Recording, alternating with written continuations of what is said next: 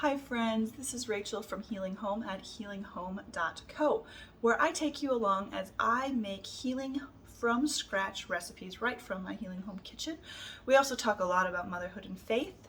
And finally, we do crafts and projects and DIY projects about how to create your own handmade healing home that reflects Christ's love to your family.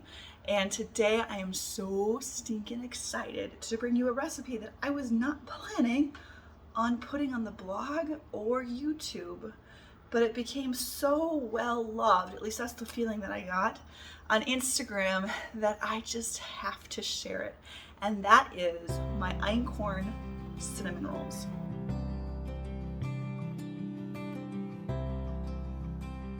I never planned on making a video on this because I didn't think I was going to be able to get it quite right. And I shared this over on Instagram and you guys really I got the feeling that you wanted it. So I tried it a couple more times and I think I've got it to a place where it's ready to share. So it is the Einkorn cinnamon rolls. And as you can see, this one is basically almost all 8 because we've been eating it throughout this week. It is so delicious, you guys. And one of my favorite parts is that when you make this, your entire house is gonna smell like a bakery or Christmas morning. Or my memory went back to when we used to go to a cabin on a lake and we used to have cinnamon rolls in the morning before we went out and did, water fun. And I just, that smell, that aroma just brings you back to a childhood or a nostalgic time. And so I'm really excited to share this recipe with you. Is it trim healthy, mama friendly? Of course, why wouldn't it be? It is going to be a crossover though, and it does need a little extra protein. Technically it has protein in it, but for this type of crossover, I personally would feel better having a little collagen or whey protein in my coffee if I was going to enjoy this, just because it is a crossover. That's really what it comes down to. So I always recommend a little bit of extra protein when you are having a nice heavy crossover. Like I said, I was not planning on putting this video tutorial on my YouTube channel or even on the Healing Home blog, but I am, and so I have to ask for your forgiveness because the video quality is a little not up to par. So maybe someday I'll go back and re-record this, but originally it was intended just to be a reel for Instagram and I wasn't planning on making a YouTube video, so all of the video footage that I have is vertical instead of horizontal. So please forgive me for this, for the video footage. But I hope you enjoy this crossover. It's certainly and truly delicious.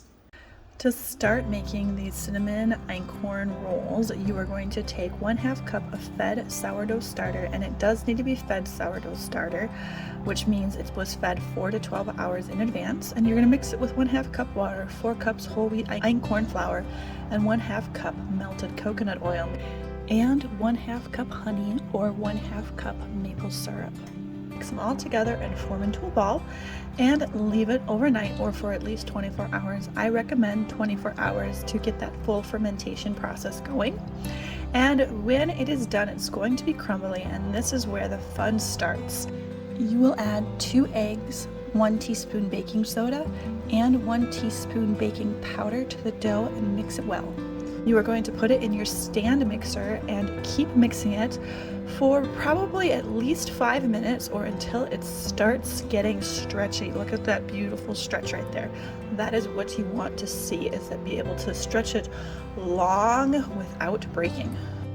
Now we're going to make our version of a trim healthy mama brown sugar, which is taking 1 cup gentle sweet and 2 teaspoons of molasses and just whisking it together until you get a light brown color. Then you're going to mix the softened butter, the cinnamon together, and you're going to create a paste that you're going to spread all over some rolled out dough.